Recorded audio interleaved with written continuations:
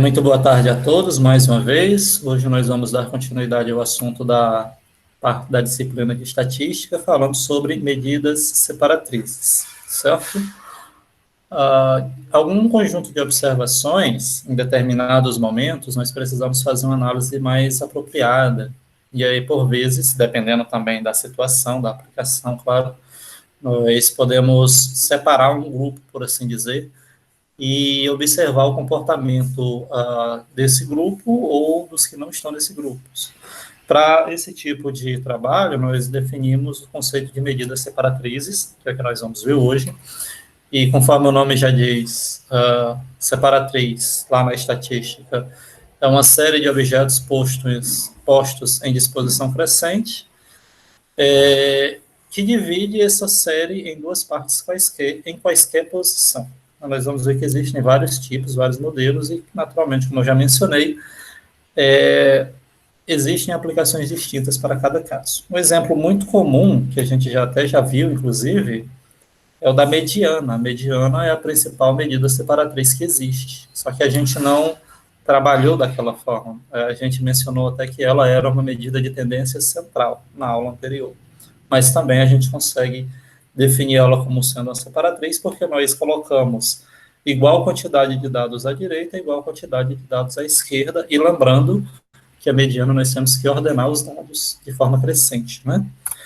Além da mediana, nós temos também os quartis, os decis e os percentis, que nós vamos trabalhar na nossa aula de hoje, tá certo? Para quem faltou a aula da semana passada, ou para quem não lembra, a gente vai fazer aqui uma rápida revisão do que é a mediana. Por uma coincidência, e até para facilitar meu trabalho, eu coloquei o mesmo slide com a única diferença do slide da semana passada.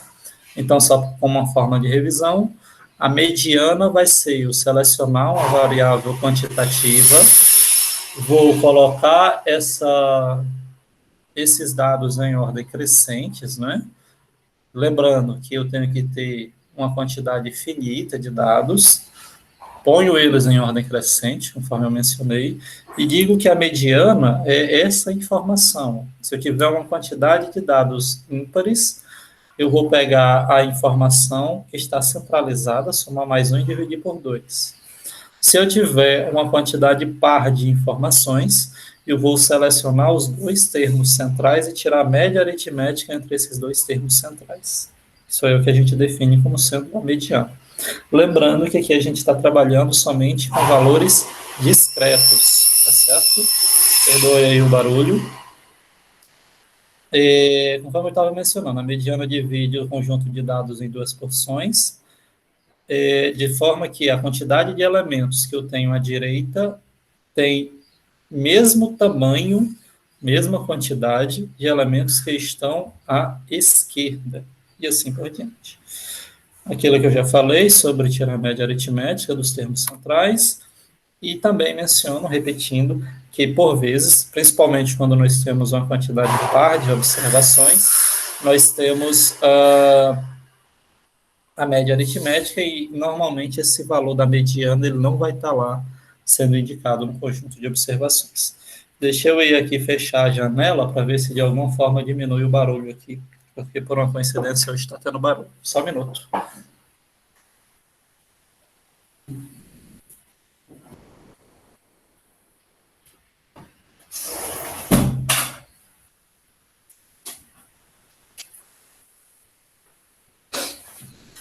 E o que é legal é que isso aqui vai ficar na gravação, né? Mas faz parte.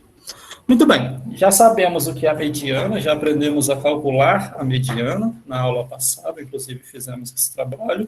Agora nós vamos falar de outras medidas separatrizes. Vamos começar falando sobre os quartis. Nós iremos proceder da mesma forma que nós procedemos na mediana. Aliás, antes disso, deixa eu só ver se vocês têm alguma dúvida. Depois eu respondo essa daí, o Rafael, tá certo? Muito bem. Vamos lá, falando dos quartis. Eu vou fazer a mesma coisa que a mediana, tá bom? Eu vou ordenar os dados, vou ter que ter esses dados de forma finita, coloco eles em ordem crescente E aí eu tenho essas seguintes quartis, o Q1, o Q2 e o Q3. Se vocês observarem, o primeiro quartil, a ideia é a seguinte, a gente vai quebrar esses dados em 4 partes de 25%. O primeiro quartil vai ser da informação do 0 até os 25%, e depois o restante vai ser dos 25% até os 100%, que a gente fizer uma conta aí dá 75% dos dados. O Q2 separa do 0% até os 50%, a primeira parte, e dos 50% até os 100%, a segunda parte. Vocês veem que essa segunda parte ela vai fornecer aí um total de 50%, e o Q3 de uma forma bastante similar. A gente não precisa estar repetindo essas informações. Uma observação bem interessante é que o segundo quartil, o Q2, é a própria mediana. Lembra lá que a mediana eu coloco igual quantidade de dados à esquerda, igual quantidade de dados à direita. Então, notem aí que o Q2 tem o mesmo valor da mediana. Beleza? Conforme eu já tinha mencionado, eu vou fazer 4 grupos ou 4 parcelas, de cada um com 25% dos dados. E aí, o caso em que eu tenho a quantidade par de observações, assim que como a gente fazia lá na mediana, nós tirávamos a média aritmética desses termos centrais. Tudo bem? Aqui eu tenho um detalhe bem importante, que principalmente a gente tem alguma dificuldade no Q1 e no Q3, tá certo? Porque, por vezes, por exemplo, vamos um exemplo aqui bem clássico. Suponha que eu tenha 18 observações, que foi até a dificuldade que eu estava tendo quando eu estava preparando essa aula para vocês. Eu estava pensando, suponha que eu tenha exatamente 18 observações. Vejam que eu consigo calcular a mediana de uma forma bem fácil, sabendo, usando aquele processo que eu fiz anteriormente. Mas para mim saber a quantidade do Q1, saber quantos elementos eu tenho que ter no meu primeiro quartil, isso aí já fica de alguma forma difícil. Porque o que eu estou querendo falar? Que por vezes eu posso ter uma quantidade para o primeiro quartil ímpar ou par, vai depender da aplicação, vai depender lá do exemplo que eu estiver colocando, tanto para o Q1 quanto para o Q3, certo? Um exemplo que eu quero dizer é que, tipo assim, eu posso ter uma quantidade de dados ímpares para a mediana e posso ter uma quantidade de dados pares para o primeiro quartil ou para o terceiro, e o inverso também é verdade. Então, tome cuidado, a gente vai já tentar generalizar. Mais uma vez, tá? Eventualmente o valor de um quartil, ele não necessariamente vai estar lá pertencente ao conjunto das observações. Beleza? Vou colocar aqui um exemplo bem simples para a gente entender, tá? Bem simples mesmo. Eu selecionei aqui 1, 2, 3, 4 até o 9, e aí eu pergunto para você, já que a gente está falando de quartil, antes de falar das outras medidas separatrizes, como é que seria essa divisão, tá? Qual seria cada quartil? Por exemplo, já coloquei os dados em ordem, já vou direto aqui para a resposta, tá? Então, vejam aí que o Q1 ele vai ser o valor 3. O primeiro quartil representa o valor 3. Como assim, professor? O que isso quer dizer na prática para mim? Que se eu olhar a quantidade de valores que está à esquerda do Q1, notem, eu tenho 2 observações à esquerda do Q1, tudo bem? Se eu olhar à direita do Q1, eu vou ter agora 2, 4, 6 observações. Então, notem que os valores que estão à direita do meu Q1, 6, é o triplo dos valores que estão à esquerda do Q1. Ou seja, como eu sei que 75% é o triplo de 25%, eu consigo dizer que 25% dos dados estão à esquerda do Q1 e 75% dos dados estão à direita do Q1. A mesma coisa acontece com o Q3, só que a gente invertendo as informações. Notem que o meu terceiro quartil, ele vale 7. Eu tenho 2 observações à direita e 6 observações à esquerda. Tratando-se do Q2 ou da mediana, que é a mesma forma, nós temos aqui o valor 5, porque eu tenho 4 observações à direita, 4 observações à esquerda, 50% dos dados para cada lado. Beleza? Tranquilo?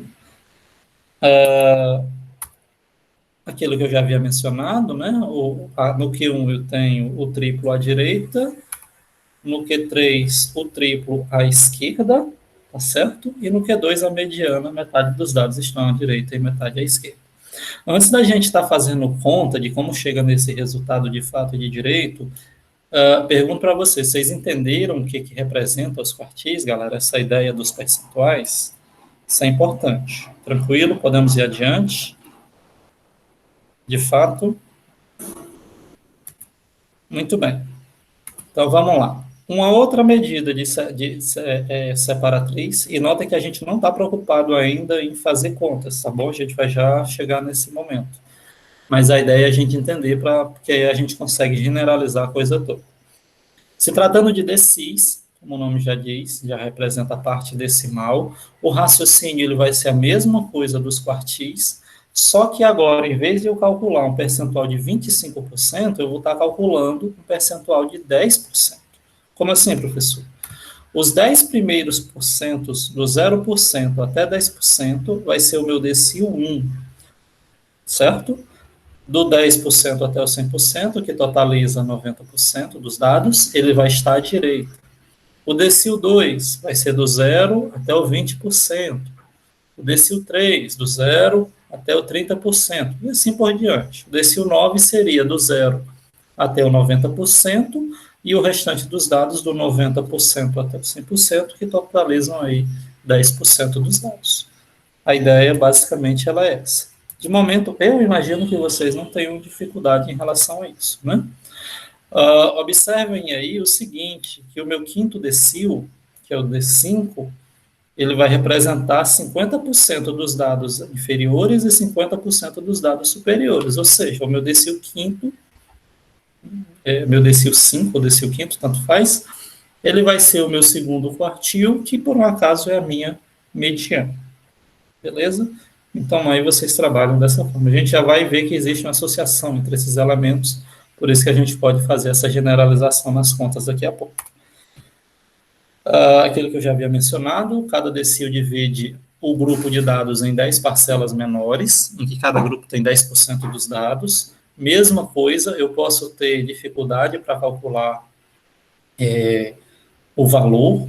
Então, nesses casos, nós selecionamos os termos centrais. Por exemplo, quero calcular o que eu estou dizendo? O valor do D1. Então, eu vou pegar o último elemento do meu D1, o meu primeiro elemento do meu D2, por assim dizer, do valor, dividindo o grupo de dados em 10 grupos de igual valor, e aí eu faço a média aritmética entre esses dois extremos para determinar o meu D1, certo? Como a gente encontra dificuldades, a gente tem já uma fórmula que generaliza tudo isso e facilita a minha vida. Por isso que eu nem quis estar mostrando caso a caso, para partir ou para descer. Eu já quis generalizar para simplificar o processo, tá certo? E a mesma coisa, para finalizar, acontece com os percentis. Como o nome já diz, em vez de eu dividir agora em 10 partes, eu vou estar dividindo em 100 partes. E cada parte dessa vai ter 1% dos dados. Eu vou indicar por P1, P2 até o P99. E o processo é o mesmo. O P43, por exemplo, eu vou estar separando no P43 os 43% dos dados que são inferiores àquele valor que eu vou determinar, e no caso, os outros 57%, para completar os 100%, dos valores que são superiores àquela informação. De novo, tudo isso aqui depende muito da aplicação. Sei lá, eu posso, por exemplo, numa situação aqui hipotética, observar a renda de 100 famílias ou de um determinado grupo de pessoas e, com isso, dizer, olha, eu quero classificar 5% como sendo a quantidade de pessoas que pertencem à classe A, por exemplo. Os 5 do P95 em diante, os que ganham mais são os que pertencem à classe A. E com isso eu uso a aplicação aí de percentil. Dos 70% até os 95%, um exemplo aleatório, dos que ganham mais, vão ser os que estão na classe B. E aí eu poderia dizer que seria o D7 até o P95.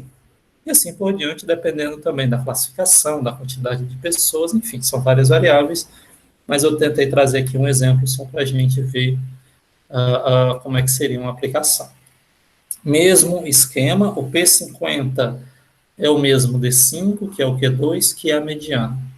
Percentil 50 é o mesmo decil 5, que é o mesmo quartil 2, que é a mediana. Né?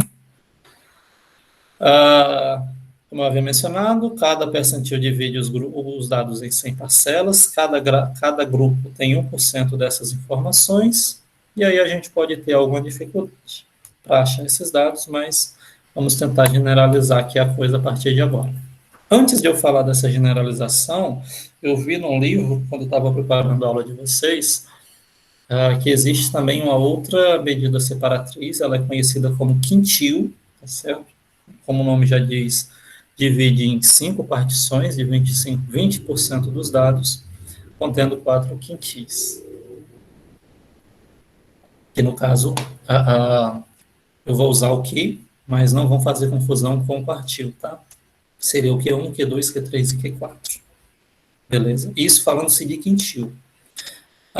Se eu fosse falar de Q4 no quartil, não teria muito sentido, porque no Q4 do quartil eu estaria englobando todas as informações, e por vezes, quando eu tenho todas as informações, elas não me fornecem nenhum dado que eu queira, ou pelo menos que eu preciso trabalhar com eles. Beleza? Indo em frente. Como a gente já viu em alguns casos particulares, principalmente no caso da mediana, nós temos uma análise fácil de ver que algumas medidas separatrizes são equivalentes. Tipo, nós tínhamos visto que o Q2 vale a mediana, que o P50 vale a mediana. Agora, se a gente conseguir enxergar, nós vamos ver que o Q1 equivale ao P25. Lembram lá do Q1? Eu separava 25% dos dados inferiores dos 75% superiores. Já o P25 será os 25% dos dados inferiores dos 75% superiores. Então, é a mesma coisa. O D2 vai ser a mesma coisa que o P20, o decil 2 é a mesma coisa que o percentil 20. E assim por diante. A gente consegue fazer uma associação de quartis com percentis, de decis com percentis. Então, como percentis são as menores divisões, eu consigo utilizar uma fórmula envolvendo percentis que se aplique aí tanto para quartis quanto para decis. Beleza? Deixa eu só ver se eu estou falando rápido demais. Depende, Rafael. E tá aqui a fórmula. A fórmula vai ser essa daqui, ó. Ela é um pouquinho parecida, tá bom? Com a da mediana. Tem um PJ, x de i igual a x de i mais 1 sobre 2, se f for igual a zero, e x de 1 mais i, se f for maior que zero. O que é esse i, o que é esse j e o que é esse f? Bem, i vai ser a parte inteira e f vai ser a parte fracionária dessa expressão. Jn sobre 100 igual a 1i mais f. Tá? Não vão confundir i com número complexo, tá certo? Vamos ver como é que funciona essa fórmula na prática para a gente tentar entender ela direitinho. Como exemplo, se eu quero calcular o primeiro quartil, basta eu lembrar que o Q1 é igual a P25. Então, com isso, a gente já tem que o J vale 25. Beleza? Esse N vai ser o número de observações, tá certo? Lá da minha aplicação que eu estiver fazendo. Então, eu terei que fazer algo assim, ó, 25 vezes N e divido por 100. Nessa divisão, eu vou ter um valor, um resultado. E esse resultado, ele pode ser tipo um número quebrado, onde vai ter a parte inteira e a parte fracionária. E aí é só fazer a devida observação. No caso particular que a gente está colocando, o meu Q1 seria o P25, eu faria as contas e aplicaria esse valor da fórmula. Vamos ver um exemplo mais prático e vamos fazer aquele exemplo anterior para ver se a gente chega na mesma resposta, tá bom? Só voltando aqui para o nosso exemplo anterior, bem rapidinho. A gente tinha visto os números ordenados de 1 até 9, não é? E viu que o primeiro quartil valia 3. Estão vendo a fórmula aí, o resultado já. Isso sem fazer as contas. Então, como é que seria aqui na prática, usando essa fórmula para achar o meu Q1? Vamos lá? Eu vou pegar o número de observações, que são 9, faço 25 vezes 9, que dá 225, divido por 100, e 225 dividido por 100 dá 2,25, que nada mais é do que 2 inteiros e 25 décimos. Certo. Com isso, eu tenho que a minha parte inteira vale 2, e a minha parte fracionária, a minha parte quebrada, vale 0,25. Como eu sei que essa minha parte fracionária ela é maior que zero, olhando aqui na minha fórmula anterior, tomando um valor aqui, ó, f maior que zero, eu vou tomar essa parte aqui da minha expressão. O meu primeiro quartil, meu Q1, vai ser x de i mais 1. No caso aqui do exemplo, eu vou ter como sendo o meu Q1 o x do i, que é 2, 2 mais 1 é x de 3. Logo, x de 3 vai ser o 3 que a gente tinha apresentado como sendo o primeiro quartil. Ok, queridos? Como exercício aqui para vocês, e já terminando a primeira parte da nossa aula, eu vou só mostrar aqui para vocês, eu quero que vocês tentem determinar quanto vale o Q3, quanto vale o D5 e o P40, daquele conjunto de observações. Vou colocar aqui mais 2 exercícios posteriores, para quando vocês forem tentar estudar, deixar aqui registrado, e a gente pode tentar mostrar eles depois, tá certo? Se assim vocês desejarem. Aqui a primeira questão, de 24 alunos, e daqui a segunda questão, falando sobre a quantidade de filhos que elas possuem. E aqui já é uma outra informação. Eu vou estar encerrando aqui a parte da gravação, tá? E a gente vai continuar discutindo alguns pontos. Tudo bem?